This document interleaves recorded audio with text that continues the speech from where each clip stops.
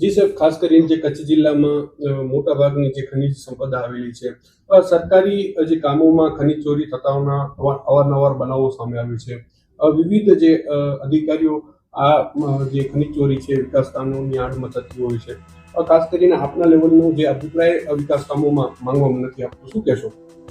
સૌથી પહેલાં તો કચ્છમાં તમામ તાલુકાઓમાં કંઈક ને કંઈક ખનિજ મળી જ આવે છે. એટલે કોઈ પણ આપણે કામગીરી હાથ ધરતા હોય, કોઈ તળાવ બનાવવું હોય, ડેમ બનાવવું હોય, તો એની પહેલાં આપણે સ્પોટ વિઝિટ કરવી જરૂરી છે. સ્પોટ વિઝિટ કરો તો એનાથી આપણને આઈડિયા આવે કે ભાઈ આ એરિયા છે, એની આજુબાજુમાં કોઈ ખનિજ સભર વિસ્તારો આવેલા છે કે નથી આવેલા, કોઈ લીઝો મંજૂર થયેલી છે કે નહીં.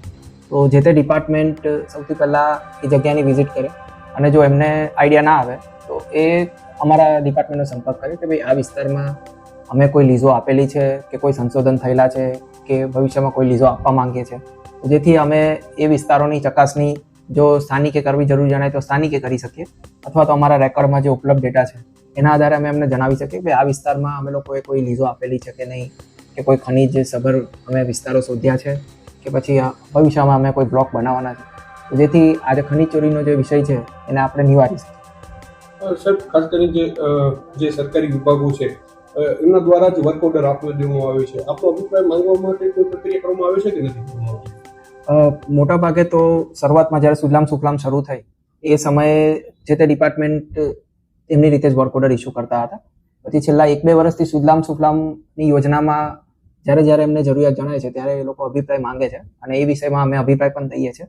પરંતુ અમુક જે ડિપાર્ટમેન્ટ હોય તે પોતાની રીતે કદાચ એમના સાઇટ વિઝિટના આધારે વર્ક ઓર્ડર ઇસ્યુ કરતા હોય છે. તો અન્ય જે વિભાગો છે જે તેમની રીતે જે વર્ક ઓર્ડર આપી દેતા હોય છે જે તે એજન્સીઓને, પછી જે ખનિજ ચોરીનો જે વિવાદ ઉભો થતો હોય છે, ખાસ કરીને શું કહેશો એમને?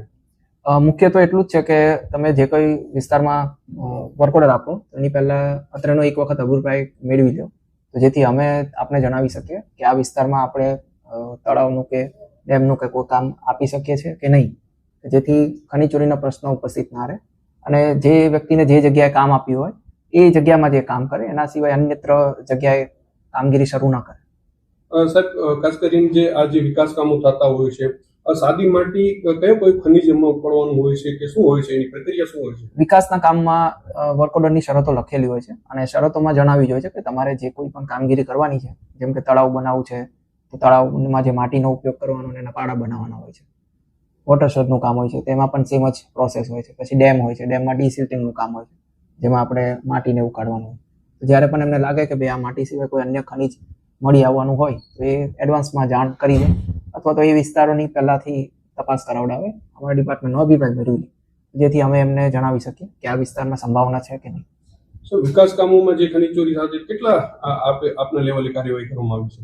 કાર્યવાહીમાં ગત વર્ષે અમે અરાઉન્ડ 1.5 કરોડ જેટલી ખનિજ ચોરી પકડી છે અને એમાં મુખ્ય વિષય એવો જ હતો કે એમને જે તે વિસ્તારો મંજૂર થયા હતા એ વિસ્તારો સિવાયના વિસ્તારોમાં કામગીરી કરવામાં આવતી હોય છે.